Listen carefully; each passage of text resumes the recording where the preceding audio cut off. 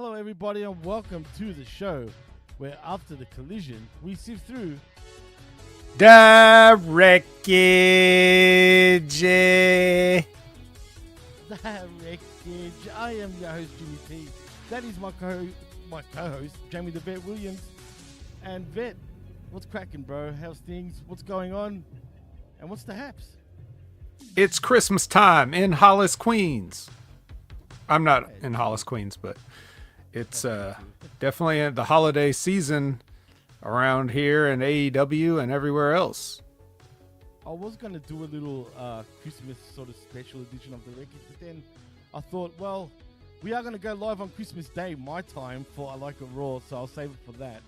And yeah, so we'll be going live Christmas Day for me, that is. Not for you guys, but for me it will be.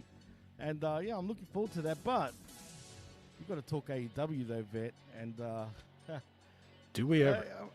Do we ever? I mean, I don't know what to say about it, but we will get into it. But first, should we touch on some news, Vet? If there is any, to be fair. Well, let's touch it. Let's sign an NDA first, and then let's touch it. I think we need to. We should probably sign an NDA, shouldn't we? I mean, geez, the way the news has been going lately. But anyway, here's the news.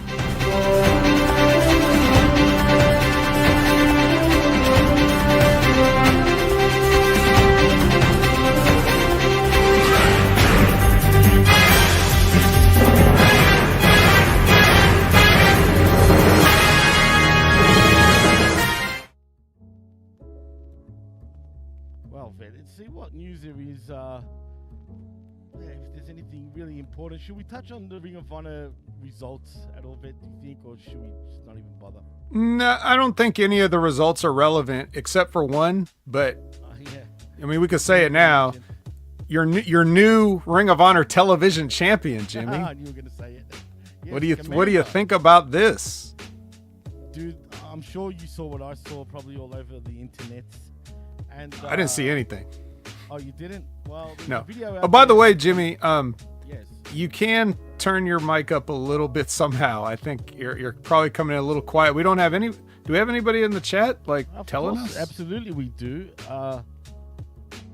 Oh, okay. Yeah. Well, Revamp said apparently the music was hella loud, but Jimmy's very low. Am I louder now? Revamped. Just tell me, man. This is always always an issue with me. I should be louder now, Vet, shouldn't I? Yeah, you're a little bit louder. Oh, well, anyway.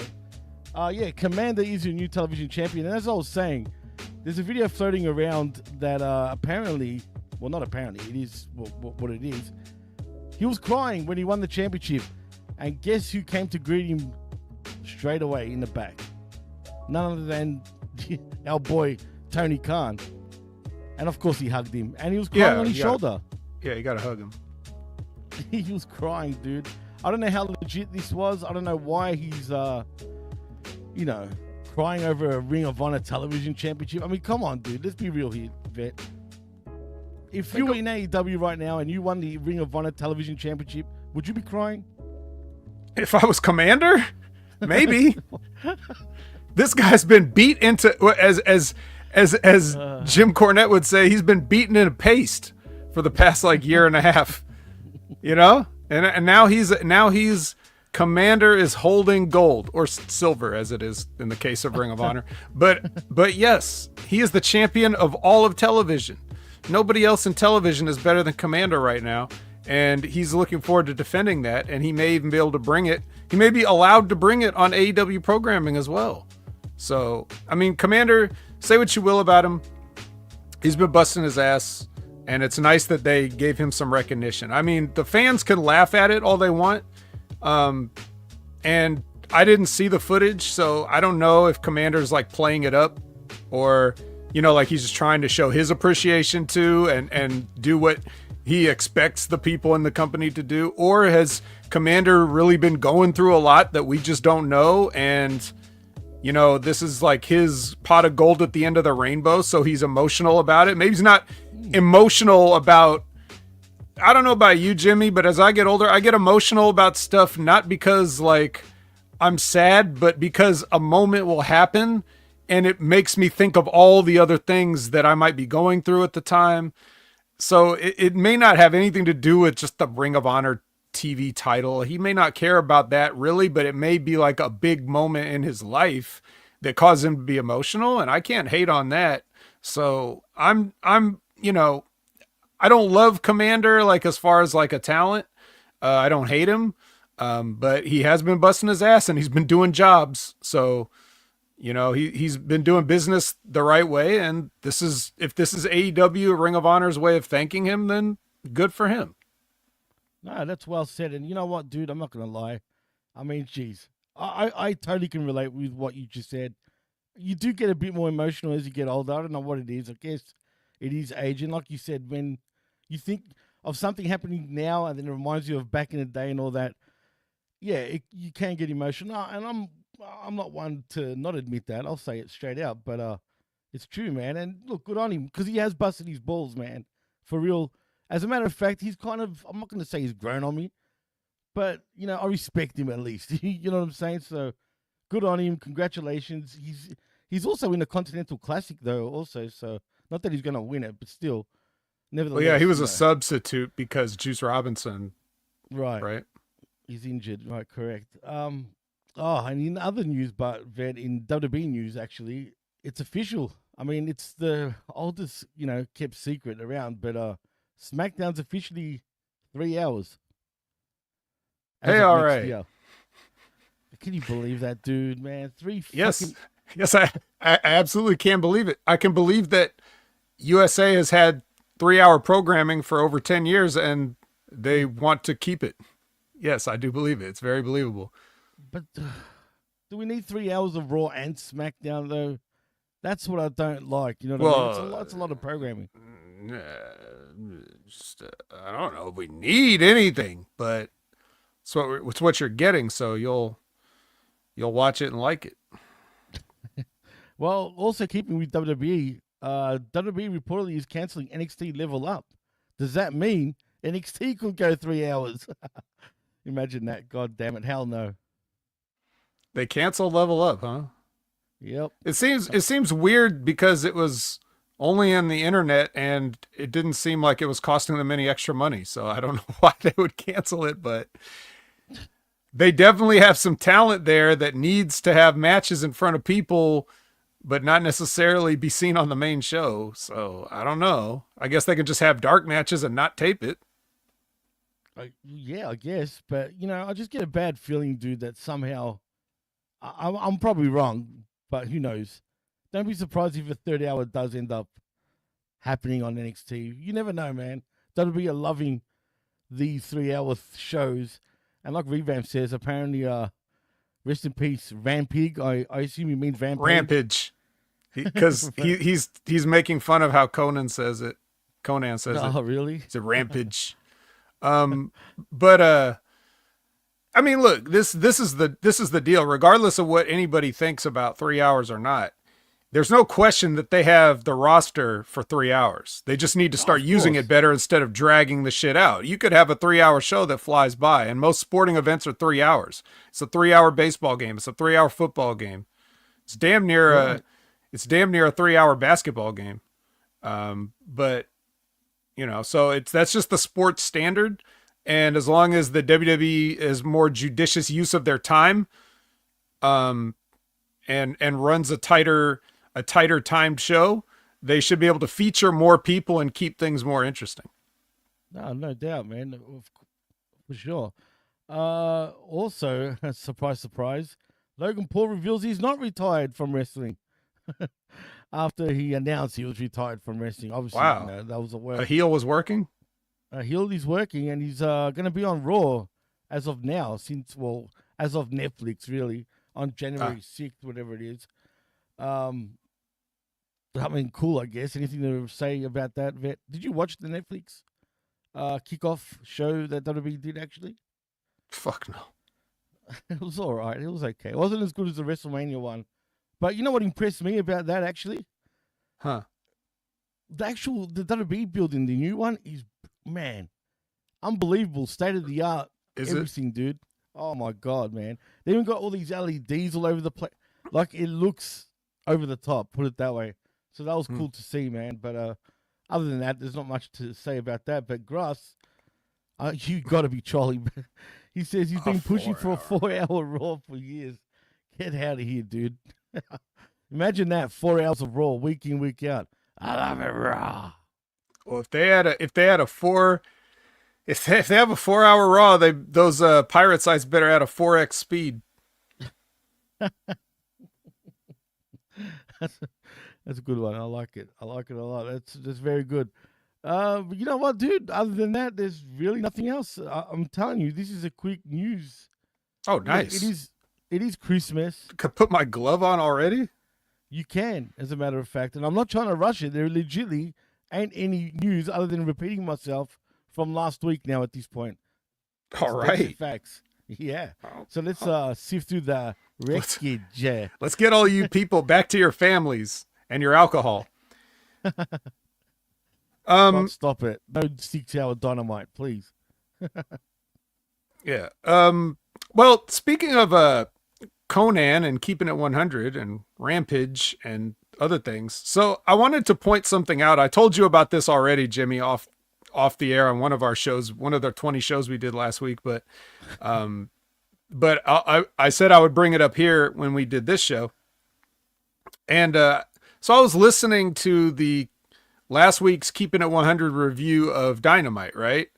And of course, Disco just reads the Jason Powell recap and, yada, yada, yada, right? So while he's reading the recap, he was talking about the Hook segment. Now, you and I put the segment over, even though in general, the whole thing is silly. But as far as they executed on that one night, on that one point, we thought it was pretty good. Hook went in there, savagely beat up Christian. Kip Sabian and Nick Wayne came in and tried to get him off of Christian, and he kicked their asses. And while he was kicking their asses, Christian ran out the door, and then Hook ran after Christian, and that was kind of the end of that whole thing. Now, when Disco was reading the recap, he said that when Nick and Kip came in, that Hook ran away, and he said that made him look bad. It was just a simple mistake. But the fact that he went on to criticize it, saying it made Hook look weak or whatever for running away, and he was laughing about it. But that's not what happened. So like he supposedly watched it with his own face and was reading someone else's recap of it and still got it wrong somehow. So I'm only bringing that up just to say, like, I know that I make a joke about how, like, yeah, I didn't watch that shit. Like, that's like a punchline for me. When I do the show, I say, if you think I'm watching that, you're crazy. Well, I still watch it more than some of these other motherfuckers do. So I just want to say that as, like, when you come here, you can expect that level of integrity from us the best we can. Now, we count on people like Zane Vicious to correct us when we miss something or make a mistake or whatever. But just know that even when we're joking around about not doing our due diligence, we're still doing more due diligence than the people that are asking you for however much Patreon money or whatever. And that's not even a knock on K100, because I listen to their show every week. I enjoy what those guys do. But I was just pointing out an example of, like, how did you miss that? We said it was good. You thought it was something different. You saw something completely different. So if my point is just that if this is going on like that, it's probably going on in lots of places. So just be careful where you get your information, I guess. Jeez, man, that's embarrassing, dude. Because that's, like you said, man, we wouldn't do that to y'all. If we didn't see it, we'll tell you. you know what I mean? Unlike someone else. And the thing about Disco, he argues the point too online. Like, he'll be adamant about it too, right? Like what he saw. I wonder. And it's one thing to argue your opinion, right? But this wasn't an opinion. This is just a statement of a recap of what happened on the show. And he said something happened that didn't happen. Well, I get it. He's at the strip club. He's not paying attention. He's, I get it. It's fine. As Josh says, Disco Duck quacks up another review. Disco. Oh, well. Disco Fever, vet. Disco Fever. Yeah. Yep. He's so cocky. He's so cool. He's just another dancing fool. Yeah. Yeah, when he steps out on the floor, Jimmy, the girls are screaming, we want more and more and more. Yeah. The girls are screaming, we want more and more. Anyway. I can't sing. But now you got the Yeah, song. that's in my fine. head, That's damn it. fine. We're not here to sing. We're here to celebrate. It's the absolutely. AEW Dynamite Holiday Bash. Get it? Bash? Because people are violent. Before you continue on there, Vic, can someone tell Tony to stop with these gimmick Dynamite? Yeah, that was you collisions last every week. You told him to stop. You told him Well, last I'm week saying to it stop. again. Oh, you're saying because it again? Okay. We got Fight for the Fallen coming up. We got New Year's Bash, New Year's Dash. I mean, come on, man. Settle down. Every week doesn't have to be a freaking gimmick, Tony. I'm just saying. It doesn't have to be. I But like is. it. I like it. Keep doing it, Tony. sure. Don't listen. What did you find out that Tony Khan is part Australian, Jimmy? Is that why you're hating right hell now? No, hell no. No. Okay. You can keep him. You can keep him. Okay. All right. We don't need an Aussie Well, you know- Tony Khan, please. You know what else we can keep? We can keep the tag team name Switch Orange. What do you think about that? Jesus. We said Switch this last Orange. It's just the orange. Switch It's Orange. the Switchblade. Yeah. Hey, I'm gonna say we'll get to that, but I like the segment though. Okay. Well, anyway, yeah. obvious reasons. This is just where, yeah, Renee is there. She's talking to them. Jay White's cutting a promo, and then I don't know if this was like clever writing or whatever, but Hangman Page comes out of a closet, and then Jay White acts like he wasn't just talking shit about him. That and- was so fucking good, man, because I reacted the same fucking way, bro. I'm not kidding. The second he walked out, I'm like, get the fuck out. And then the way Jay White reacted, I was on the floor, bro. I was like, yeah, fuck, it's exactly how I feel, man. Yeah. Literally. But I like it. I like the little dynamic there, man. And I didn't think I would, which is odd, but I'm starting to kind of dig it in a weird way.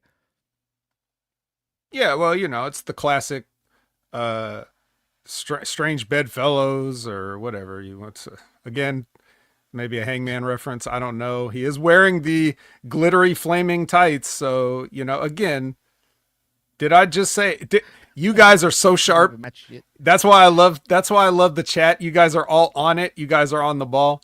I wrote that joke. It's actually on my notes. Like I write jokes too, just like the staff of like a late night host or something, except it's all me. I'm a one man staff and I'm a co-host. So yes, Absolutely. I'm glad you The liked best in the it. world. Yeah. It wasn't an accident. Maybe him actually coming out of a closet on television was an accident, but my joke was no accident. We also get promos from Darby and Will Ospreay, and we see MJF walking. So there, do you like Jimmy the Saturday Night's main event style quick promo at the beginning? I always kind of like that. I do. I've always loved that, but my issue is with AEW doing it. It's called consistency. Right. They don't started do it doing often that, enough. Right. They were doing it initially when the show first, begun. Oh, they did it with Collision. Remember they used to do it with Collision a lot at the start. Dynamite, they did it. That's right. It was Dynamite. Yeah, right. For some reason- when Punk was on Collision, they did these show promos at the start, and then they only do it Right. sometimes now. So why do it now on Dynamite when this has got to be the first time, actually, now that I think about it, for Dynamite? I don't believe they've ever done that. Did they watch Saturday Night's main event last week and they, feeling nostalgic? Maybe. I can't remember every show for the past 5 years, but let's just say they probably done it at some points. I don't recall. Anyway, Dynamite. Collision, definitely. Yeah, but it was, they were short. They didn't really, Will Ospreay said a lot more and I was less interested. So, but other than that, and then we get our main, our first match here on the show. And that's of course the CEO. Say hello to your CEO, Mercedes Moné, versus Anna Jay. I wrote, my note for this match was, yeesh. Poor Mercedes. Jesus Christ. Anna Jay is so fucking rotten. And this is what happens when I do pay attention. Like, I'm punished for watching a match, And granted, it's Anna Jay, so like her messing things up is a lot easier to take than say like FTR or somebody.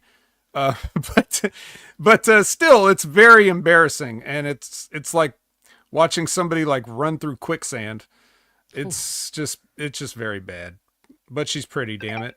Poor Mercedes having to deal with that. Why do they feed her all these like green girls, man, all the time? It feels like she hasn't wrestled anyone that's anywhere near her level yet. There hardly are any. Well, there's Tony Storm. Obviously, they're not going to face each other Right. anytime Not soon. yet. But not yet. I mean, who else is there? I'm sure most of the Japanese women, to be fair, are pretty much, pretty good. Not the ones AEW gets. But that's true too. But there's really not much. I can't think of many, except for Serena Deeb. There's the other one. Right. And that match has not happened yet either. So right. She's probably begging. It's like, please, let me wrestle somebody. But then that's the thing. When I don't know, but I would imagine in the mindset of when I was, let's say the year 2007, I was at the peak of my wrestling ability.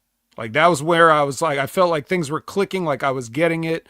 I was on all cylinders. And of course, because it's like a training program, I'm constantly getting people come in every day, every week, they are starting out. They all have all different experience levels. So for me, I didn't get the luxury of saying, well, I don't want to help this guy, or I don't want to work with this guy. I wouldn't act like that anyway, but I'm just saying, even if I was like a dick, I couldn't be a dick because you just have to kind of work with everybody. So I took it as a challenge. Like, well, if I can't get something out of so-and-so, then I'm not good. That's the way I look at it. And maybe Mercedes is looking at it the same way. Like, if I can't get a good match out of Anna Jay, and then when you go in there, you realize, man, I don't know if I'm good because it's fucking hard. But the mistake that I didn't make was I knew my limitations. So I didn't try to do anything that I couldn't do, and I certainly didn't tell the people to do anything they couldn't do. Right. So I that's how it would work out. And I definitely had the proverbial match with a broomstick with several people.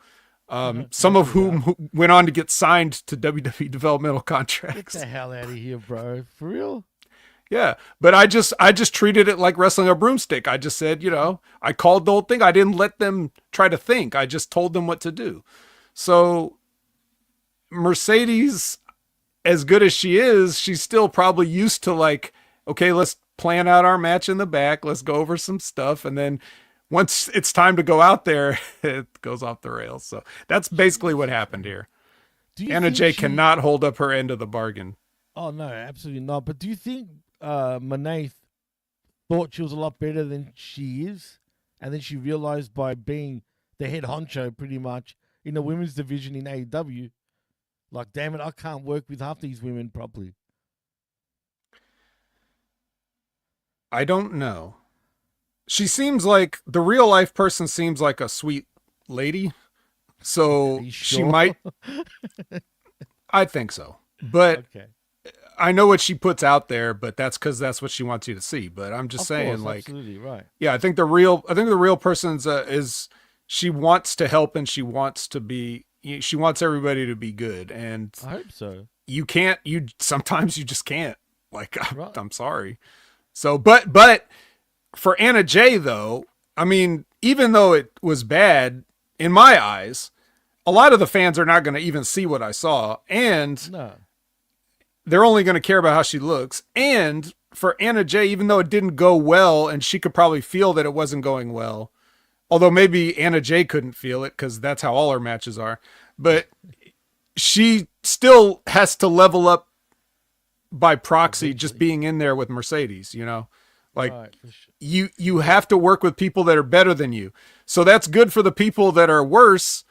It's not so good for the Mercedeses of the world, but it's still good experience because you have to be able to be the ring general. And even if somebody is like, a sandbag or whatever, you got to move them around and you got to get used to it, Well, Anna Jay went to Japan. She done an excursion at Stardom. You would have thought she would have came back 100 times better, but clearly not even Japan can do it for her, dude. Yeah. No, I mean, well, and that was weeks ago, so. Right, exactly. They probably all fell apart. Probably, more than likely. So anyway, FTR, I mentioned them. They're at home. apparently. Do they live together? They made a video complaining about being kidnapped. I don't know how else to describe what this fucking, what was this? Stupid, bro. They're just promoting the upcoming event in their hometown, basically. And they're going to wrestle the what's called Death Riders, whatever the hell they're called. Yeah, they said, yeah, they're like, well, we had no problem with you, but we'll fight you now. Really, they're at home because they don't know what the fuck to do with them right now, to be fair. Yeah. Yeah, so they will fight for the Fallen, the Death Riders. They'll fight them. They could have fought them when they got kidnapped. They look like they just got their ass kicked. I mean, if I remember correctly, they were leaving a show that they didn't work on, and then they got jumped and kidnapped. The grown men got kidnapped by other wrestlers. Oh, God, man. So I don't know what you're going to do differently, because it seemed like they kind of had you in the same situation last week that you were going to be in whenever you're supposedly going to fight them, because they're not cleared till the end of the year, or whatever they said in their living room. In their living room. And you know what's annoying, dude? We talk about, attempted murders in AEW and kidnappings, but with no consequences, right? Like, at all. Funny enough, on YouTube, I was just going around YouTube, someone posted a video of the Triple H Stone Cold feud from back in 2000 as an example, right? So I just watched it for 10 minutes, whatever. And, just to, relive the past for 10 minutes. So as I'm watching it, do you remember the time where Rikishi, I did it for the Rock, he ran over Stone Cold? Well, you remember when Stone Cold was, out for revenge, running over everybody at one stage? He ran over Rikishi again, but then he rammed a cop car, and 1 million cop cars all turned up, to the scene, and arrested Stone Cold Steve Austin for doing what he was doing. And I'm like, see, even back then in 2000, they arrested the guy. There's a consequence to doing what you're doing, right? Mm-hmm. That was back in 2000. But they still don't do this shit in AEW. I don't think they've ever had. And I kid you not, the trouble they went through, man, there was 10 cop cars surrounding stuff. It was pretty well done, you know what I'm saying? And here we are in 2024, AEW just can't just use common sense and just do the little things correctly at times, and it's annoying, you know what I mean? Someone should pay the price for doing what they did to Danielson, as well as kidnaps and all sorts of crap. But no. Well, he's got the belt, Jimmy. They can't touch him. I guess not. Once you lay hands on that AEW championship, that is like a bullet. That's like the Pope bulletproof bubble. You just can't do anything. The Pope-mobile? Yeah. Mm-hmm. God damn it, man. And we don't even see this championship either, Vet. That's what's funny. Oh, it's hidden. It's hidden. Yeah, in the case or in the suitcase. Excuse me. Yeah. Well, speaking of something else I wish we could put in a suitcase, MJF cuts his weakest promo I think I've ever seen him do. Ugh. And did you see what he was wearing, dude?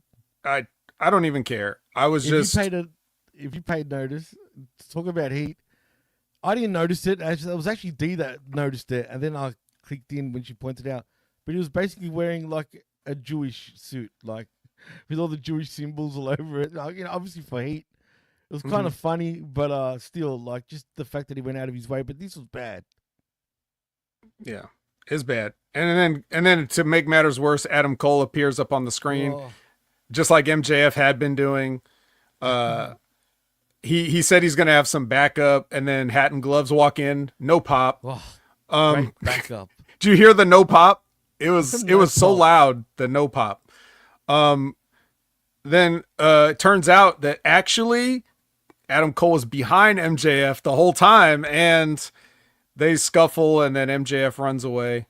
Now he actually did run away, unlike Hook. Yeah. And then, the biggest thing I noticed watching this was the widespread audience disinterest.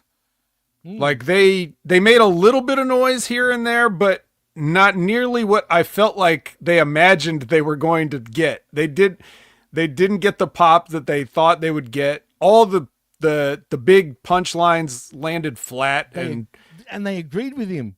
and it's just another, and then Adam Cole coming in as like, hey, I'm actually behind you, as just another guy on AEW jumping a guy. That happens every single segment, so no one cares at this point. Everybody kind of felt like in the building that they're over this, and it did not come off well to me. What about you, Jimmy? Did you feel like it was any better? No, it was a cringe, actually. I almost felt embarrassed for the both of them, actually. No shit, I already did. And what's even worse, here's MJF trying to get cheap heat, right? By, giving shit to the local friggin' sports teams. And badly by his standards. He is doing terrible He's better here. than that. No, absolutely. He's way better than that. And he knows it. No pun intended. But what's even worse, he says about the Washington Wizards being, crap in the NBA. And you know what the crowd starts doing? They cheer and start chanting, Wizard sucks. Wizard sucks. In DC, dude, they were chanting. They agreed with him. And he's just looking at everyone like, really? Like, you're not supposed to be cheering, But, he lost them, dude. It wasn't, the punchlines weren't hitting. The crowd was just taking the piss on the both of them, if anything. And this was just shithouse, dude. Like, I don't even like this matchup. I don't care about the match. They already screwed the storyline a long time ago. Why even bother trying to fix it now? Like, it's dead in the water, dude. I don't know. I don't know. They fucked it. Simple as All that. right, well, do you think it's going to be any easier for Jamie Hayter and Dark Julia? Absolutely not. I mean, look at Jamie Hayter, dude. Julia Hart, I think she's got a lot of potential still. You know what I mean? She's still young. We can give her a lot more time because she's still in her early 20s, dude. So she's got, the ceiling is much higher for her than, say, Anna Jay. You know what I mean? For example. But Jamie Hayter, man, I feel like she's just flat. I don't know if it's her look. For me, I guess it is her look. I can't help it, dude. I told you, the acne. No offense to anyone that suffers from acne, but goddamn, dude, like. Well, it bleeds. When she's in matches, it's starting to bleed. It's bleeding through her caked-on makeup. That's really bad. I again, I'm not trying to shame her. I'm just pointing it out. Yeah, I'm sorry. I know I'm not trying either, but facts are facts. And she is bigger than Adam Cole, but I mean, still. Dude, have you noticed her teeth, but which is even worse? Yeah. Well, she's British. She's got no teeth. Yeah, she's British. Yeah. Spot on. See, but she also has a tongue piercing. So that calls.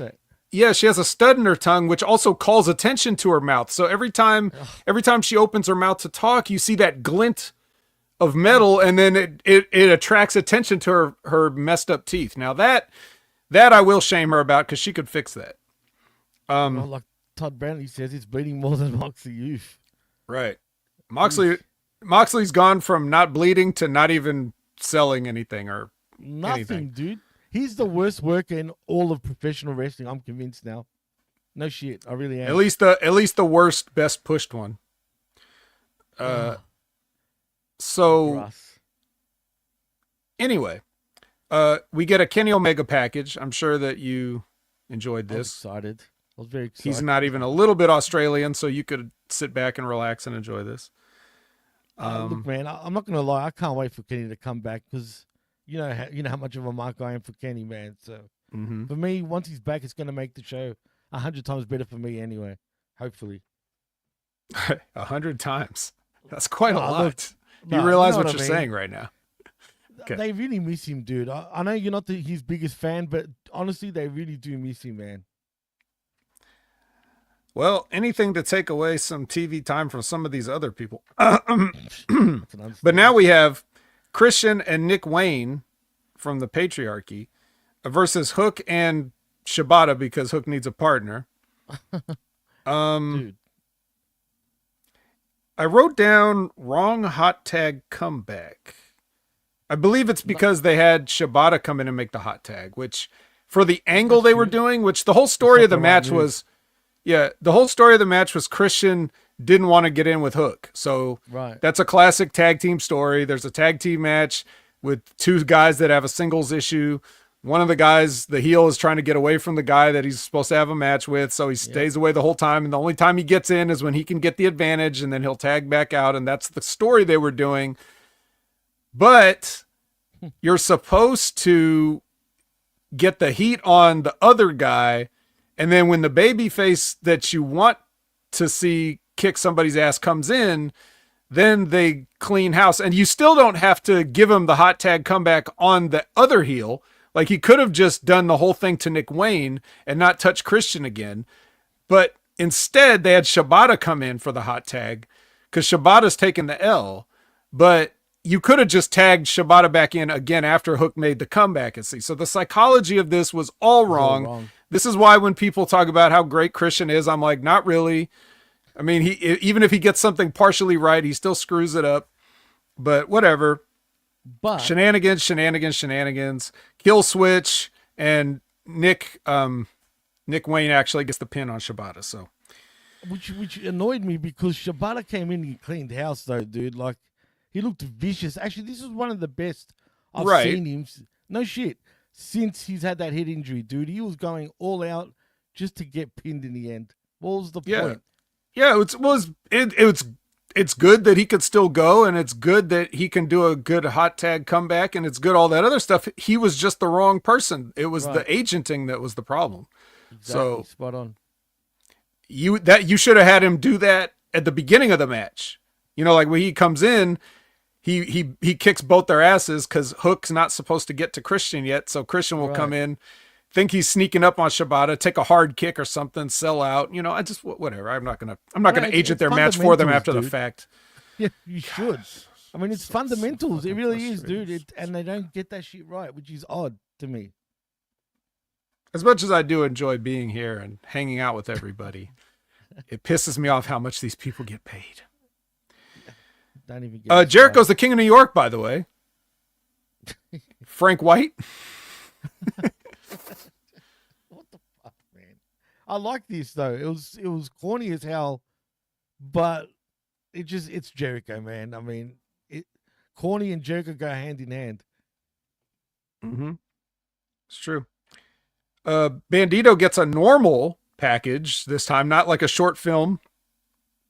Thank God. Mm-hmm. But when are we seeing him? Probably Final Battle. If my results are to be believed, if the results I heard were to be believed, you probably saw him at Final Battle. Okay. All right, I didn't know believe that. he made which may be why they put these back to back, because I'm pretty sure he came out at the end of Jericho's match. Spoiler alert, if those of you did not watch Final Battle, Zack Ryder did not win the Ring of Honor Championship.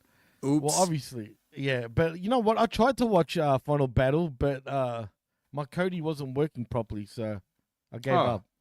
Yeah, I really did. I was going to try to watch it. Yeah. But the powers that be told me not to. Yeah, that's fine. All right, Mariah May cuts a promo on Rosa. Shivani brings out Ricochet to the ring, and before he can really get going, here comes the Hurt Syndicate, and you hurt people, Vet. Yeah, they hurt people, and MVP gets his card back. He's like, "Remember that business card I gave you? Give it back." And Bobby's like choking Ricochet. Ricochet's awesome, but yeah, Ricochet's kind of a chicken. So yeah, I kind of like the little douchey Ricochet thing. It's giving him a layer. Yeah, I do. Okay, I see where you're coming from. It's more like an ignorant heel almost. It's weird. Sense. It's weird because he didn't come in like that right off the bat. Do you think it seems like it's out of nowhere now, but I guess it's okay. Do you think they've done this to him because of the way the fans are? Let's be honest, the fans are slowly turning on him, dude. Even as a white meat babyface in AEW, a lot of fans are starting to give him a lot of shit online, and him arguing with them doesn't help either. So I think that's why they're going that route. Yeah. Well, again, now this makes me question it. It makes me say, like, was Ricochet or God, I want to give him the credit because everybody else in this company doesn't seem to know how to do anything. So I'm like, is Ricochet steering the fans into this? Could be. Is this just like it's obvious in a way? Because remember when we were talking about Max Caster Right. You told me about the Chris Van Vliet thing, and I said he's Right, working, and you were like, I don't think so. And I was like, yeah, he is. And now he's working. You're right. You're So right. Absolutely is Ricochet working? Like he's steering the people into this? Like when he goes out and says like, hey, AEW wouldn't exist without me or stuff like that. Is he doing the Max Caster? Like because I know the fans will turn on me because they'll buy this. They won't turn on me if I just, attack a babyface in a wrestling show. But like maybe if they think I'm being serious, is that happening? You're probably 100% correct, because now that I think back on it, and even with the Max Caster thing, the thing that annoys me about both of these situations, why debut this thing on a podcast, for example?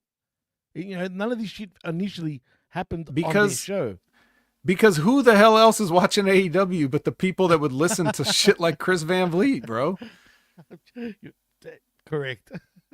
Why did I even ask? I mean, you're right. Spot on. Yeah, don't worry, Josh. We're getting to Collision. We do this in order. We'll talk about all that stuff. So I know there's a few questions I've noticed. Even you, Aaron, I haven't read out your question because it's Collision related. You guys know this by now. This is the entire week of AEW chronologically. So we're still in Dynamite right now. But yeah, it's I think Ricochet, if I have to say, like, I like what he's doing, he could, but and I was gonna say he could drop the whole ha or whatever that he does, but then I'm like, no, wait, I hate it. He should keep doing that. If I hate it, if I hate it, he should keep doing it. If that's what he's doing, if he's trying to make you not like, I mean, look, it's a new era of wrestling, and you got to think of new ways to make people not like you, because this shit is so unbelievably phony that you got to figure out what it is that people actually don't like to be a heel now. So we'll see. But anyway, yeah. So too, which is good, at least. Right. It is translating to the show a little bit. We talked about how they booed him. They booed the Spirit Gun in his match last week. Yeah. So, but anyway, this is about Shelton Benjamin, because he's got a tournament match next with the Beast Mortal. What a friggin' match, dude! Honestly, this was brilliant. I love this match. Mortos is Teflon. Seriously, he's goddamn Teflon, dude. I don't care what anybody says. This guy can work with anybody, and it doesn't matter if he loses. It doesn't affect him at all. He can lose 100 matches from now on, and doesn't matter, man. Everyone is getting on that Mortos bandwagon, and I'm excited, dude. I love the guy. I love him. I love Shelton, and this match was just well done, dude. Yeah. Well, it's interesting that you say that. I enjoyed this match, man. Well, MVP was on commentary. But I guess this is a good example of, like, it'll show you, like, it'll give you the Jimmy perspective and the vet perspective, because Jimmy was able to enjoy this match, and which I like Shelton and Mortos, obviously, but for me watching it, the chemistry was not there, like, at all. No, it was, they were off on almost everything. Wow. Like, it was a very strange and awkward. That's interesting, dude. Yeah. But that's the thing. If you didn't notice it, that means most fans probably didn't notice it, but I'm just looking at the worker side. I'm seeing stuff like, and that's the difference between you and I, obviously. Yeah. And I think that I bring the more fan sort of basis compared to the worker that you bring, which is a good dynamic, obviously. Yeah. I just think it was, maybe if they had a couple more, they'd be able to get it, but I just don't think Shelton was used to this. I don't think Shelton's done lucha in a while. Let's put it that way. Let's put it that way. It's actually an odd match. Actually, I was saying to D, I don't think Shelton in his wildest years would ever thought of facing someone like a Mortos. You know what I mean? So, but it's interesting that you said that, because I totally thought the opposite, which is odd. I don't know why I totally enjoyed this match. I wasn't trying to look at it like look, a few of those suplexes were bad, I felt. And Shelton was going a little stiff. The power slams and the body slams on Mortos were just, the first initial ones at the start of the match were just, extremely hectic, man. Like, he slammed the shit out of him, you know what I mean? Well, it was more so like, to me, it was more so just like the footwork and positioning on stuff, the timing on stuff. Not that anything was stiff, even though some of it might have been, but it was just more look like not smooth, but smooth. Not smooth is okay. Not smooth is okay if you're trying to make it work and make it look like a struggle. Right. But there's a difference between that kind of not smooth and what they were doing. So it just wasn't the best, but it was fine. And Shelton does win, and he is a sore winner, and he will try to beat him up some more. But Daniel Garcia is not going to have it. He's going to come out and save his best friend more, just because that's what they have to do, right? Because this is a tournament with cold matches, so that they have to like the next. Everybody has to get like a post-match something, and then the next tournament opponent has to come out and be like, hey, don't do that, because you and I are going to have a tournament match next. It's okay to do that once or twice, but every single time everybody has the same reaction. And did you notice the reaction for Garcia? No reaction. And he's trying to get the hat and gloves going. pop. He's like this, nothing, bro. Yeah, exactly. That's the pop he got, and he's trying to like rev him up. And it just wasn't happening. It's like, no one gives a shit, bro. I don't even know why you came out. And you look like an idiot. And you bring Briscoe also into it, Mark Briscoe, just for them to both get their asses handed to them. Right.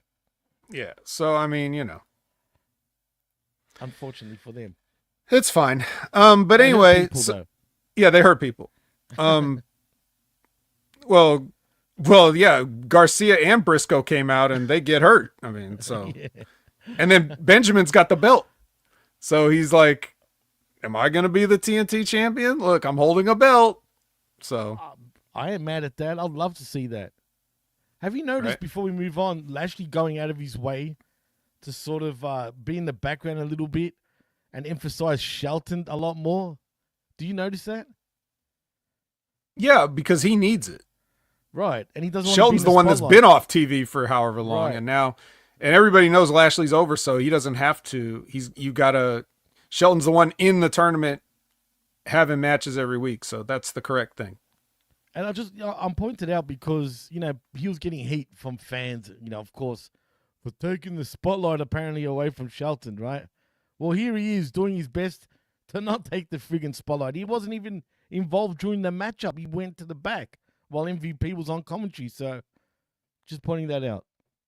Yeah, the spotlight from Shelton, who just had a match and just won it. Exactly. Yeah. All right. Well, anyway, Renee is with Ricochet now, and she asked him about what just happened, where he was manhandled out there, and he's like, "I'm not going to worry about that." Which this is what I'm talking about. I like this. Like, we're not going to worry about that right now. But he may have to worry about these guys because here comes Swerve and Nana, and they're like, yeah, they kind of got a pop. They're the first people to walk in and get a pop tonight, I think. And Nana didn't even have his coffee with him, did he? True, he didn't. You know what? That's if he did, he had it in beverage form. He didn't have the beans. I didn't notice it personally, but what I did notice, did you notice the commercials, the AEW Shop Zone, whatever the fuck it is, commercials with Harley the one Cameron, with Harley? Yeah. Did you notice they sell Nana's freaking shirt? I mean, why wouldn't they? But his actual, dress shirt. I'm not talking about T-shirts. I'm talking about, his actual friggin' shirt, bro. That he wears all the time. Oh. Yeah, I find that weird. Excuse me for a moment, Jimmy. I just got a text message. You're ordering it, aren't you, Bet? No bullshit. No. Look it up, man. You can buy his damn dress shirt. Not his T-shirt, his dress shirt. Well, shit, if it's only $28.99, then I might want to have that. Man. Maybe. Okay, next is RJ City's Portrait of a Rock Star, where he interviews Tony Storm about... I like this. Yeah. And yeah. Oh, so, boy. as we described, Tony is her old self, and this whole AEW thing is her first run. This is her first run in AEW. She's a rookie. Suddenly she doesn't know anyone. She's introducing herself all the time for the last 2 weeks. I think we said this on the air last week, but boy, our Ayatollah's promo didn't go over too well. Unfortunately, he should have waited. He should have waited to see what was going to happen. Mm-hmm. Luckily, we did. And here we are because I just hope they don't screw this up because this potentially can be funny and great. You know what I mean? So hopefully they know what they're doing with this. I'm assuming we're going to get, we're going to see the other version of her also. She's going to go between both of them. But I'm looking forward to it. We'll see what happens. But this is funny as hell. If anyone can pull this off, it's her. She's a pretty funny chick. And hopefully it does go over well, man, because I'm kind of looking forward to it. Yeah. Well, I like it so far. And I did not like, I absolutely did not like the timeless gimmick, but now it's at least paying off somewhat. Actually, it was you and I that were probably the only ones that were absolutely giving crap. Like, I liked it initially, and then it just got old for me pretty quick, you know what I mean? And but this, I like. I just want to see where they go with it. I'm just begging them not to screw it up, and that's what worries me. Yeah. Well, then let's just hope. Let's hope they leave it in RJ's hands. Don't tamper with RJ. Let him work. Let him cook. Absolutely. For sure. All right, next is Will Ospreay versus Darby Allin in a Gold League match. Oof is right. Not that the match was bad. And I said Eesh when I was talking about Mercedes and Anna Jay. Now, this was Eesh for a different reason. Different reasons, right. That reason being, oh my God, that coffin drop on the apron. I was just sitting there by myself watching it and he hit the apron and I was like, oh, Jesus, to nobody in particular. Bro, oh my God, man. It was like, why? So why? I get it, man. I get it. Darby's, man, I don't know why. He must love pain, man. It's the only thing I can think of. And I get it. He's great at making himself look like he absolutely got battered. And that would have hurt. I don't care who you are. That looked stiff as shit. It was stiffer, exactly. stiffer than a motherfucker. That. And I've seen him do that bump like several times, and this was one of the worst ever. Yeah. Oh my God, he's setting a new disgusting record. That's why he needs to have a tattoo of his spine, because he's not going to have one anymore. That's going to be the tattoo's going to be the only spine he has left. To remember. Oh my God, yeah. Remember when I used to have a spine? Yeah. Dude, honestly, has he hit 30 yet? Do you know? If he is, he's just. I think he's I'm maybe 30 or just 31. Well, I'm telling you now, dude, if he keeps going the way he's going, and we're both fans of his, but there's no way he can last 5 more years doing this shit. Yeah, honestly, I don't think so. I don't think so. Like, but that's okay. He just needs 5 more good years. He needs to chill for his own sake, you know? But anyway, yes. Well, that's it, I guess. But the match was actually pretty good because, again, all Darby, no Will. Will's matches are all the same. Darby's actually good. So this actually was a good Will Ospreay match. Even that Styles clash off the apron. Like, it was that looked safer than a lot of the other stuff. Dude, yeah. I thought the same thing. That looked safer than the actual Styles clash in the ring. Yeah. Like, for some reason. I don't know how he did it like that. But he took care of Darby on that one, so I'll give him that. But actually, Darby does come back and win this, so I was pretty excited. Like, I was like, come on, do it, and he did it. And I was like, yeah, he did it. As he should. He needed a win like this, man, a big sort of win. He's not going to win the thing. We know this. We know what the finals are going to be, man. We said this from day dot. Well, I did anyway. I still think it's still going to be what we think it is. At least, though, now with this Continental Classic, now that we're getting to the business end of the actual tournament, it's gotten a little bit more exciting, oddly enough, if that makes sense. It's probably the best one they've done compared to last year. I think this one is a lot better than the year before.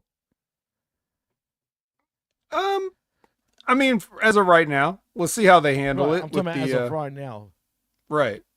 Well, because now they got the Mark Briscoe. Well, we'll talk about that. That's for Collision, right? Yeah, we're not there yet. But anyway, so after this, the Death Riders ride in for the Trios main event.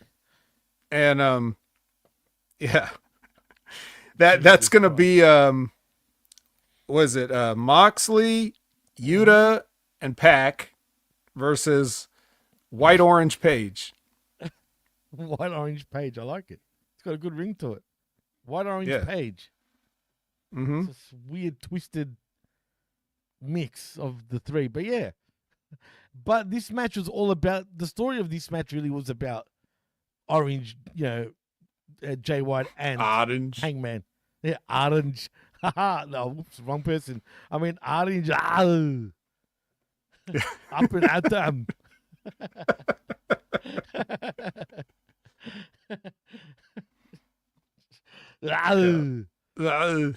Stop. Stop it. What are you doing? If only I could do fucking Sylvester Stallone right now, I'll be acting as him while you do Schwarzenegger.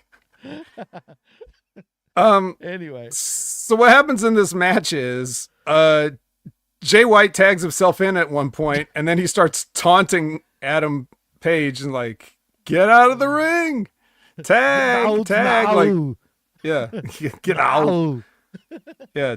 So Jay's taunting him, and then Page like, okay, I'll get out, and then he just leaves. So it's basically a 3-on-2 handicap match for a while. For a long while, actually. Yep. And then a bunch of bullshit happens, and then Adam Page comes back, and then but yeah, all the bullshit that happened in the match couldn't top the finish because there was a big schmoz and a cluster within the match, shenanigans, whatever, a lot of people in the ring, out of the ring, and then the babyface team fighting, like so dumb. During all that confusion, John Moxley, the Death Rider, the guy that's pouring fluid down people's mouths and choking them with plastic bags and everything, he pins Orange Cassidy with a schoolboy.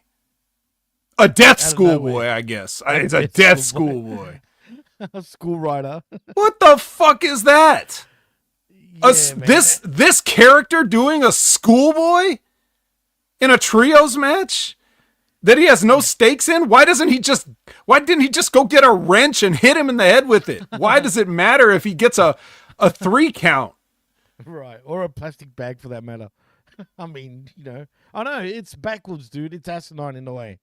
I mean, honestly, it really is. You do all that crap just to win via schoolboy, and there's no real consequence on that win. I mean, what does it do for them? Really? You know what I mean? It makes him look stupid is what it did. Exactly, man. The Death Riders. Schoolboy. The Death Riders. Can you imagine that? Oh, God. It's cartoon, bro. That name alone is cartoon bullshit. Honestly, dude. It is. It and really so is the graphics that have their name on it and that music. The music sounds like the Vaudevillains. Remember them? Oh, God, I hated them, dude. Honestly, couldn't stand either one of them. Yeah, well, look, we're not saying anything unique here. I don't know anybody that's praised the Death Riders angle. I've never heard anybody praise it. There's no one out there, you think? I wonder if there is someone. I mean, I'm not saying nobody's out there. I'm saying I never heard it. So you'll have to go to some Mark podcast to hear that. But you know what else I noticed on this match before we move shows? Moxley, the more I watch him, the shitter he looks, dude. When you compare him to everyone else in this ring, he's literally the shittest one of them all, dude. In terms of, he still can't throw a work punch. I think he's the only one that's got some sort of name that just can't do it, dude. Everything looks so fake with him, dude. It's not good, man. And the more I watch it, the more I'm starting to really not like him as a pro at all, dude. And it's because of his working. Like, it sucks. Yeah. It really is that bad, dude. I know. What can I say? Mox. I mean, it always has been. I know, but now it's starting to look. He looks lazy, dude. It's almost like he's not even putting 100% in, dude. That's what it comes. He's got all this focus. He's got all this focus of him because of this shit angle. So like you're paying even more attention because you're already mad at this whole thing, Right. and then everything he does is not helping it. Like he's not holding up his end of the. He's not, dude. And believe me, I wish I wasn't seeing that shit, but unfortunately, I keep seeing it, and it's starting to get to me, dude. Yeah. So. Anyway, yeah. So the losers of the match shove and argue with each other until they're surrounded by the Death Riders, and then they start. There's more fighting and just a bunch of fighting, and then Marina does her job, which is to get Moxley out. So he wins with a schoolboy, runs away like a pussy. I guess he's getting heat. Sure. Hate. Anyway, Hate. Rampage. Rampage. Rampage. Don Callis family comes out to the ring, starts a promo, and then we get a match. It's Takeshita and Brian Cage versus Mark Davis and Hobbs, and I'm like, deja vu. Did I hit the wrong week? The week before, yep. Yeah, did I get that? No, because that was a main event match. This is an opener. And Takeshita gets his win back.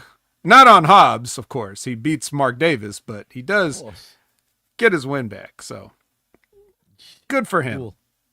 Good for him, exactly. Yeah. But yeah, so that happened. Renee is with Willow Nightingale. She's very excited. Then Kris Statlander comes in and very apologetically, because she knows what she did.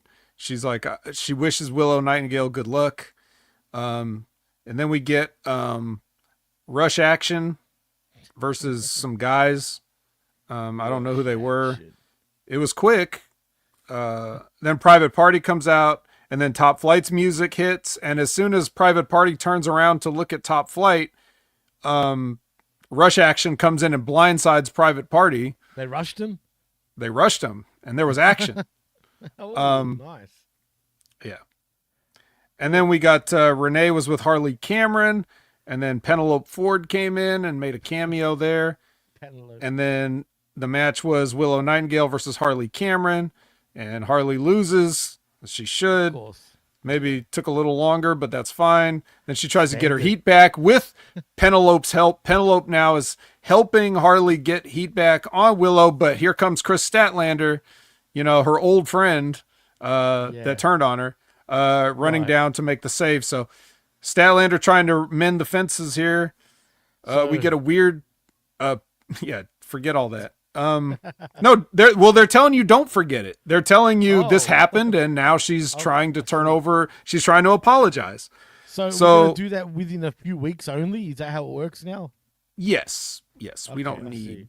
Yeah, no big deal. Yeah, then for some reason we get a package with Jarrett's crew. I haven't seen them in a while. Like Jarrett's crew. Yeah, Jeff and Jeff and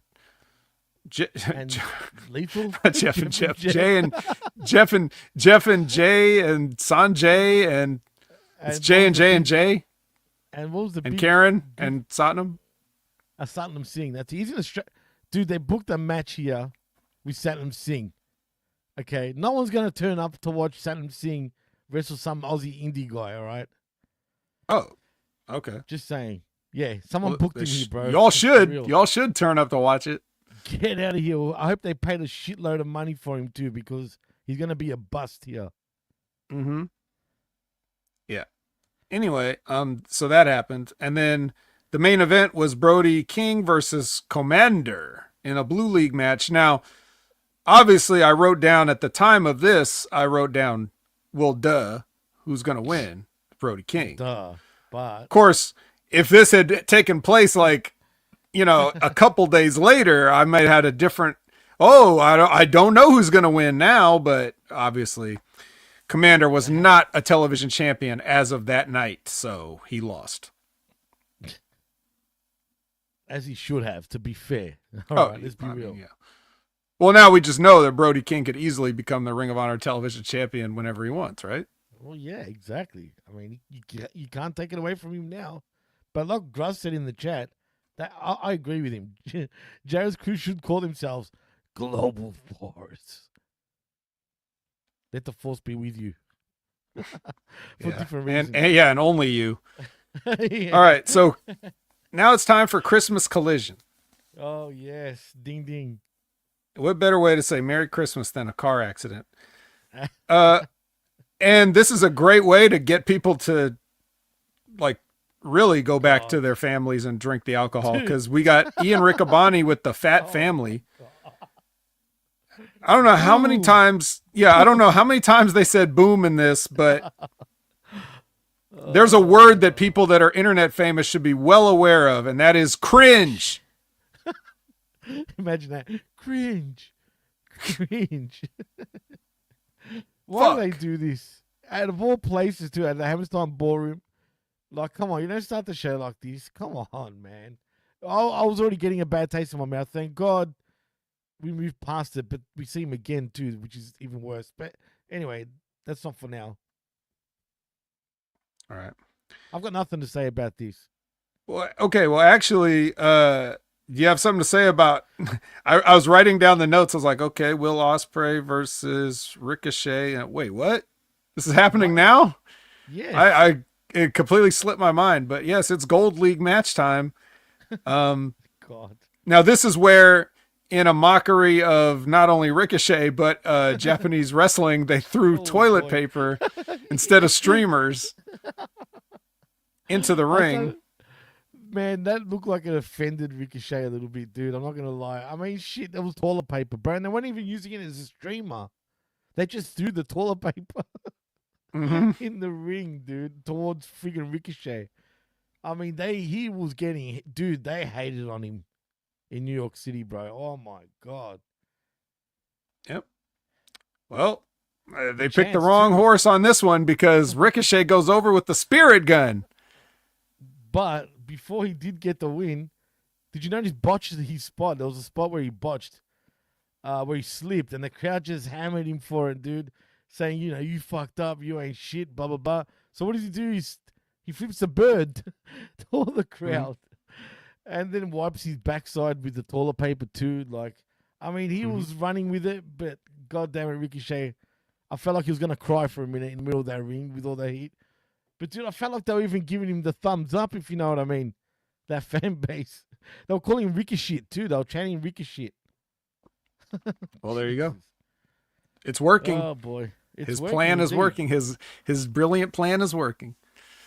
Look, you're right. He's got to be going that heel route on purpose, clearly. I mean, he's got to be. Now, I don't know if he would go as far as to fake a slip, but knowing that you're a heel, if stuff like that happens, you can make something out of it. Whereas if Will Ospreay slipped, that would have been death.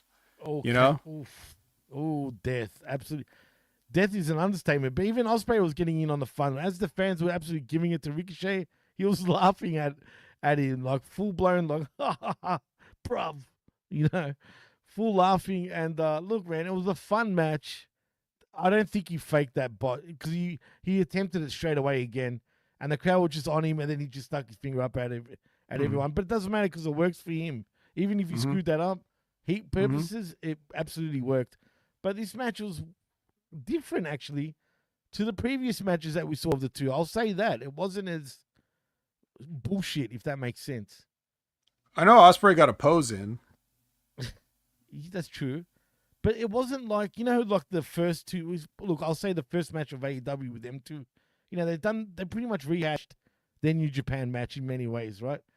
This one did not feel anywhere like those matches at all. That's a positive for me. Okay, yeah. I mean, you could definitely tell that they are much wiser and more experienced. Right, exactly. Since 2016, so. Oh, no. Yeah. By a mile, of course. Yeah. Or by a decade almost. So, All right. So next we have Cole and MJF advertised as a face-to-face meeting. Cringe now, again, bro. Yeah, but I will say this at least. Finally, Max is back. Like, this is the first time since he's been back where he acted like his old self. So I'll give him. He was much sharper on his stuff this time than he was in that Dynamite shit was so whack. This was more in line with what we expect. Because he said personal shit, like that would have got to him. You know what I mean? Like legit. Yeah, and the way he said it, like his usual self, like he was basically on. He was back on, but the thing about it is Cole, Cole can't keep up with this. So Maxwell Jacob Friedman is what a good heel promo is in like today's day and age, like when he's firing on all cylinders. Right. Adam Cole is what some fans thought was good back when MJF was still in high school. But when he's actually in there now, he gets eaten alive by MJF. Like he's got nothing as good as MJF to come back with. And he tried, but it wasn't. He tried. Yeah. Like talking about his hair transplants and you know, saying he's not going to talk about it. Like he tried all that, but. Or getting his girlfriend a fucking job. Ooh, no one gave a shit, man. You know what I mean? No one. But once MJF brought up, you know, the dentist, that was it. He destroyed him just from that comment alone because Cole couldn't even come back from that. He didn't even acknowledge it. He just he could talk about Alicia, but Alicia's still there. Right. You know, Exactly. you know, they're still together. So anyways, well, they didn't promise no physicality for this one like they do on some of these face-to-face things because they got physical. Oh, man. And MJF ran away. See, when they do have their blow-off match, clearly MJF is going to win this, surely, right? You'd think. Then again, I don't know, right? So I don't know. He should, but the reason why I'm asking if MJF does win, right? And I'm assuming he should, but like you said, I don't know, man. You never know with this company. Would this kill? I know Adam Cole's got no momentum right now at all. Would this absolutely kill him with a loss to MJF right now? No, because his momentum is so not. That's what I'm saying. It's like it's better for Adam Cole to go down than try to keep going up. Because if you bury Adam Cole deep enough, then one of two things is going to happen.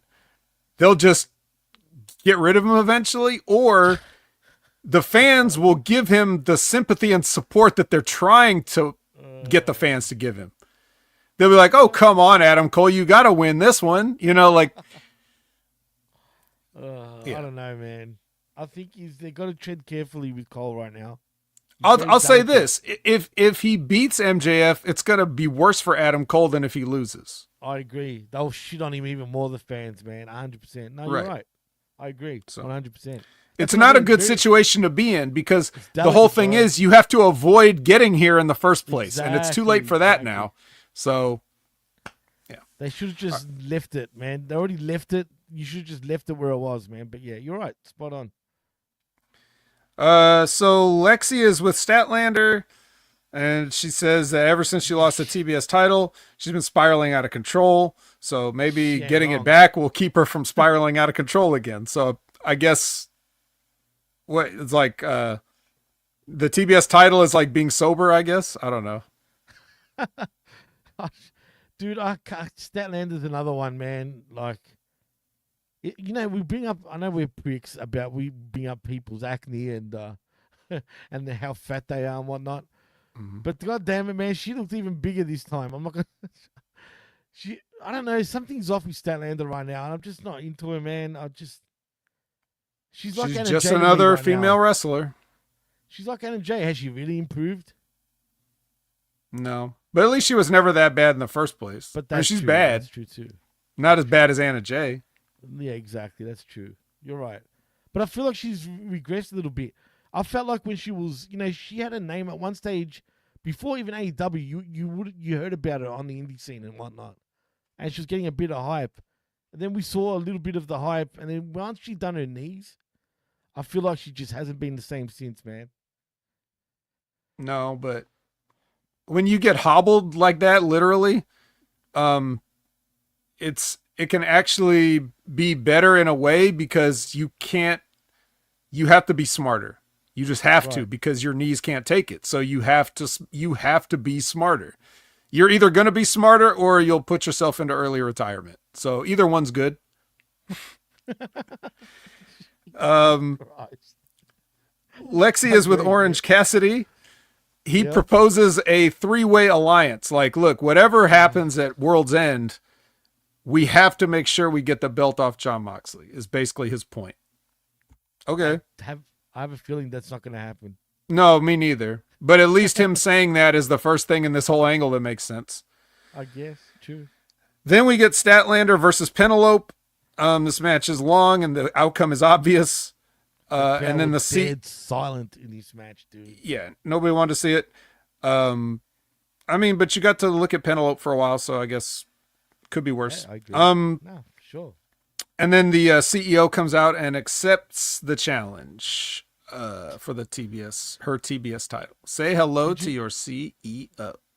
Did you notice the fans this time around? If you notice on Dynamite, everyone was happy for the CEO. Like, everyone was cheering for it. But here, at the Hammerstein Ballroom, dude, they was chanting CE no. Literally. Perfect. CE no. People's hands are going like this. And she was getting all this heat, man. I find it interesting that, you know, Dynamite, she was getting a babyface reaction. Collision, it was the total opposite. And look, I think she thrives in it anyway. She likes being booed, but at the same time, like, I don't know the girl, so I'm going to assume look, the New York fans think they're smarter than everybody else. They still ain't smart. They're getting worked by her just like everybody else is. Not just worked, but she literally paid no attention to. She just kept writing out her promo, which was good for her to do. That's the right thing to do. Don't pay attention to it. Don't even acknowledge it. Just do your promo. You know, block out all that bullshit and go back on your merry way. And that's exactly what she did. She did. Brilliant. CEO, no. Couldn't give her any notes. She's my CEO. Well, now, Jimmy, people accuse Chris Jericho of bringing down the talent that's around him that he chooses to work with. Like, oh, God, Chris Jericho is killing so-and-so's career by this program, whether it's MJF or Daniel Garcia or anybody else is just Hook. He's like, oh, God. Well, how do you bring down Chris Jericho? You put the Fat Boom family out there.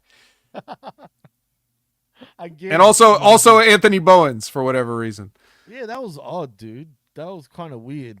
Like, there was no reason for Bowens to even be in this scenario. But yeah, this was cringe all over again. And we thought we were done with these guys. No, I thought it was so nice. We were supposed to be done with them at the pre-show of the pay-per-view. Hell no, bro. That got him an extra 60,000 views apparently. Hey, all right. Or good. More, actually. I think it was like in the millions apparently. I don't and know. And that's that many people are guaranteed never to come back because dude, even if I don't care who you are, if you are fans of these people or not, what they did on this show, you can't defend it. Boom. It's embarrassing. It's like special needs level of like. That's a great point. They look like special needs already. I mean, seriously. Yeah. I've boom. Yes. Yeah. I've personally known some people that were more articulate. Stop. Don't say that. So okay. do I personally. It's too late. I've already said it, but okay. Pretend I didn't say it, guys. Okay. Pretend to forget it. Yeah, Ray, cut this out when you edit it. He's not going to edit it out. Come on. Yeah, he's not going to edit it. I don't want him to either. Lexi is with Vendetta, who actually look like somebody. You know, like at least they're dressed like, hey, all right, the same. Yeah. What was it? Leopard. They look like they're rich, kind of. Yeah, and they get to meet Tony Storm for the first time, all three of them. Yeah. Lexi and Vendetta. They're all looking at her like, Now, like I said, the Tony thing is funny as hell for me at the moment because she pulls it off really well, dude. Like, it looks legit. But, yeah, what are they doing with these girls anyway? They're always on Rampage, aren't they? If that. Or Ring of Honor, but. Are they on Ring of Honor, actually? Sometimes. Jesus. But wow. they do like a lot of the vignettes and stuff on Rampage, like the movie style promos and stuff. So that, right. Nothing great. To nowhere. Yeah, nothing great, but it's leading to Tony Storm now. So we'll see where this goes. Shelton Benjamin versus Daniel Garcia in the Blue League. We knew this was happening because Daniel Garcia is one of the people that came out on Dynamite to stop them from beating the shit out of the Beast Mortos even more for no reason. Again, a completely unbelievable scoop the legs jackknife cover from Daniel Garcia beats Shelton, but nobody on earth could believe that Shelton Benjamin couldn't get his shoulder up out of this, but I blame Shelton Benjamin because he should have said, let's do a different pin. Let's do a different kind of pin or something. Or if that was his idea, he should have known that it was going to look bad. So anyway, we got what we got. So. Yeah, I'm bitterly disappointed, man. I don't agree with this. Freaking Garcia, does he really need to beat Shelton? Come on. Get out of here, man. He is the TNT champion, so. I couldn't care less. You know what TNT means? Blow it up already, dude. I see. Well, Briscoe comes out to stop the heat back that they're obviously going to get, but also Swerve comes out of nowhere to stop the heat back because he's not done with the Hurt Business Syndicate. Yeah, the Syndicate, right? Yeah, man. I don't even like the Swerve dealio either with this. This is going to be nothing but lead to bad things either way, bro. I don't like it. Whoever takes the loss, I'm assuming Swerve because I love their 50-50 booking. Swerve's probably going to beat friggin' Lashley, and I'm going to call bullshit. You know what it's going to do? It's going to cause heat for whoever beats these type of guys, and they don't need that type of heat, especially Swerve. But it is what it is. Yeah. It is. But this transitions into Mark Briscoe versus the Beast Mortos. Also in the Blue League. What can I say? You could say that this was... I mean, this was probably the most entertaining thing on the show. Dude, can we just say... Look, I know. Look, Mark Briscoe, excellent worker. Right. Absolutely excellent. But let's give Mortos his friggin' flowers again, shall we? Yes. Well, these guys, this was, I felt, a much better than Shelton and Mortos chemistry. It was different. It was very different type of match, in my opinion, compared to that. But I can't help but think Mortos, oh man, if I had to give an award for most underrated wrestler of 2024, it's friggin' Mortos right now because we keep saying this, but this guy can legitimately work with anybody, any style. Yeah. Is anyone, and proves to me over and over and over again that he gets a great match against anybody, dude. That's how much I rate Mortos, bro. For real. And what guys like Todd Brantley and Lab Rat and others, they've heard me say this since, Impact Attack when Mortos was in decay, and I was talking about that. I couldn't stand him. Black Taurus. Funny enough. Right, Black Taurus.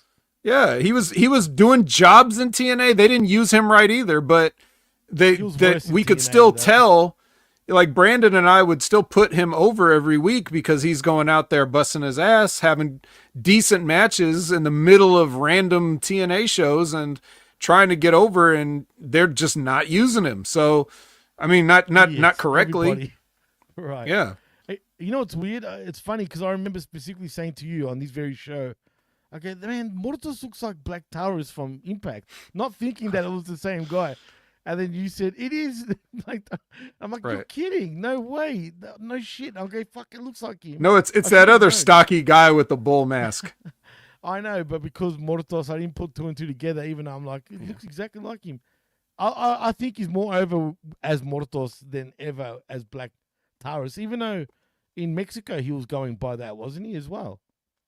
I think that the reason he's not is some sort of legal issue, not because he didn't want to use it. So I don't know what the deal is with that, but I forgot. It doesn't matter. You know what? It doesn't matter because Mortos stick with Mortos, man. That's way more over for me.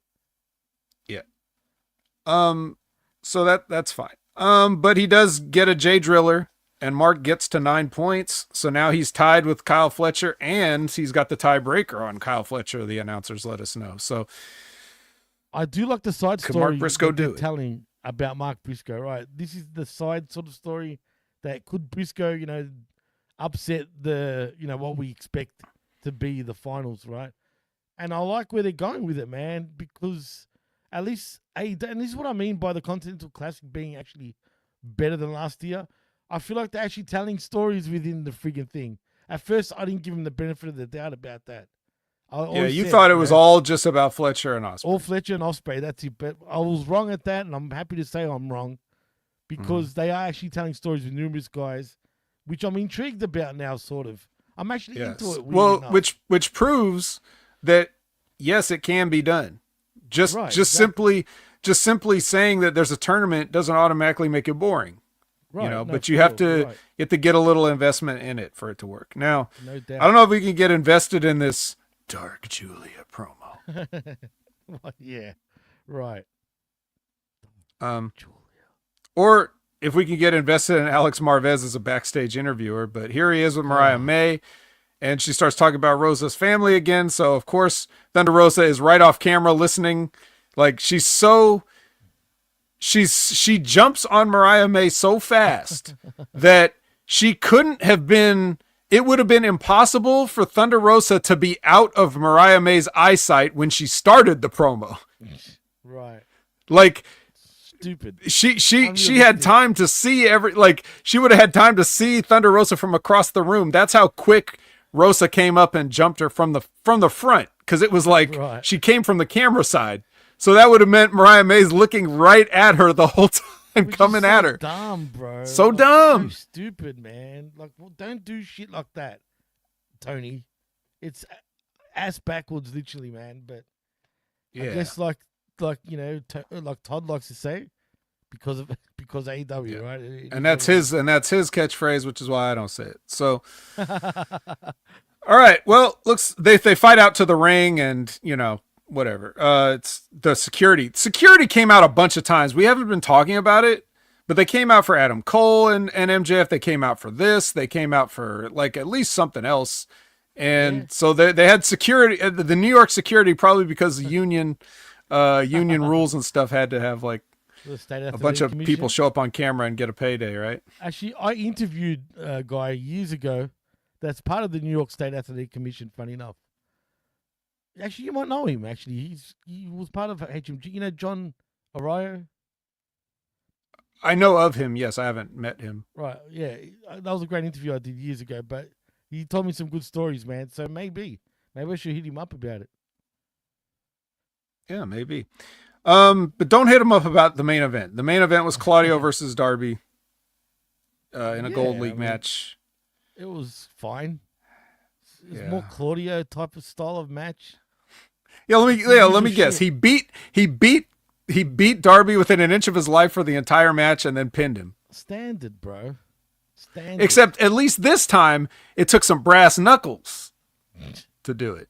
Yeah, because because Darby's too crazy to beat with regular wrestling, so you got to use brass knuckles. And that's cool. You know what? I know he's small and all that, but you know what? He's a lunatic, man. The way he wrestles is exactly like a loony bin, bro.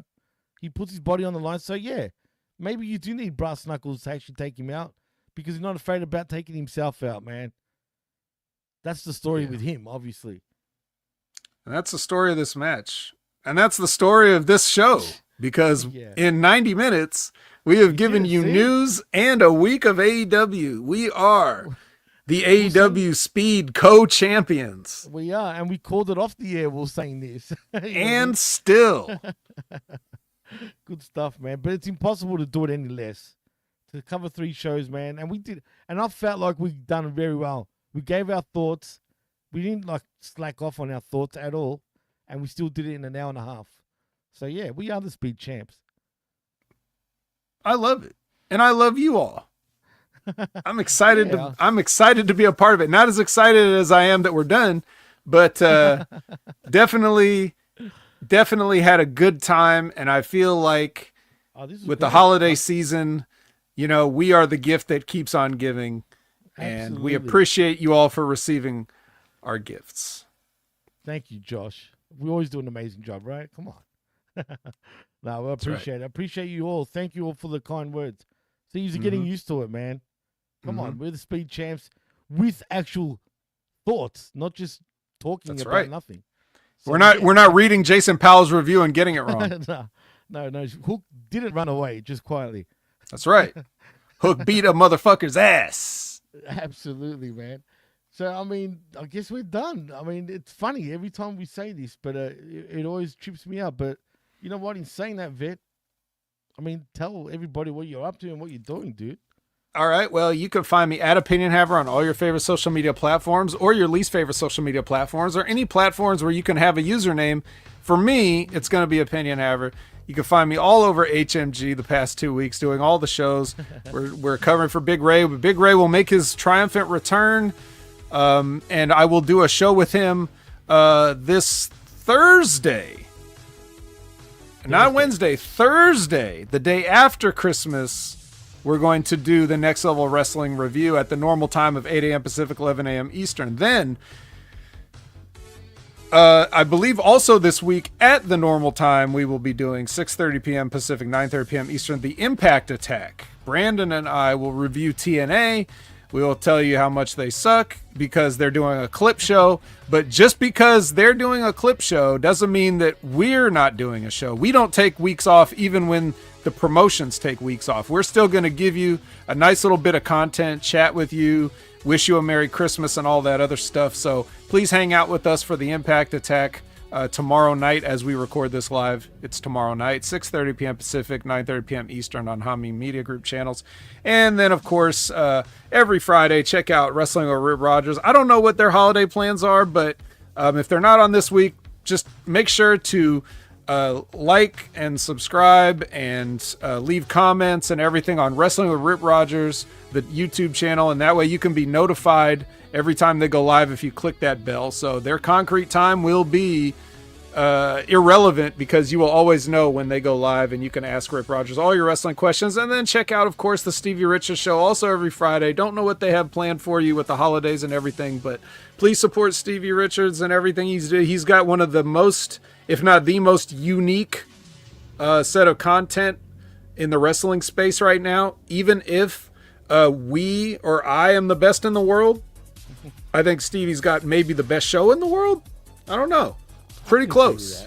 Yeah. We're at least, we do different things. I like what he's doing. So please check out him and James every Friday when their show drops on YouTube and on audio only form if you just can't sit around and watch it. It's worth taking on the go. I want to say, it's a holiday time, but more important than having a nice holiday is having a safe holiday.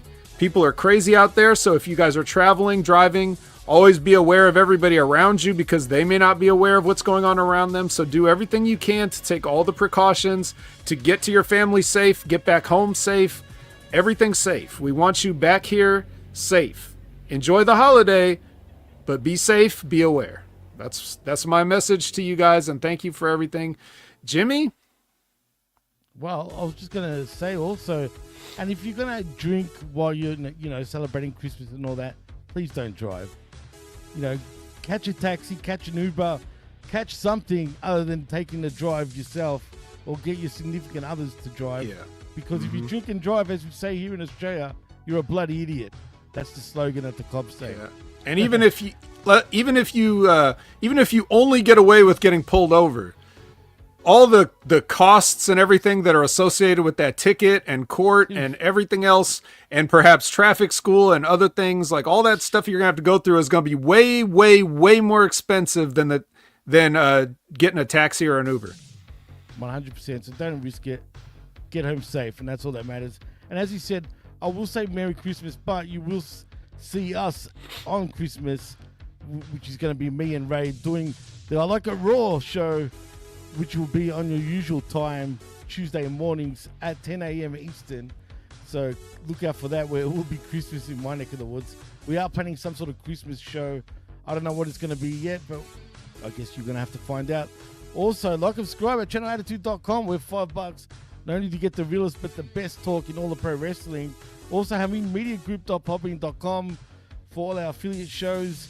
And most importantly, like and subscribe right here on the YouTube channel at Hameen Media Group, where please get us to that 1,000 mark. Keep liking, keep sharing, keep subscribing.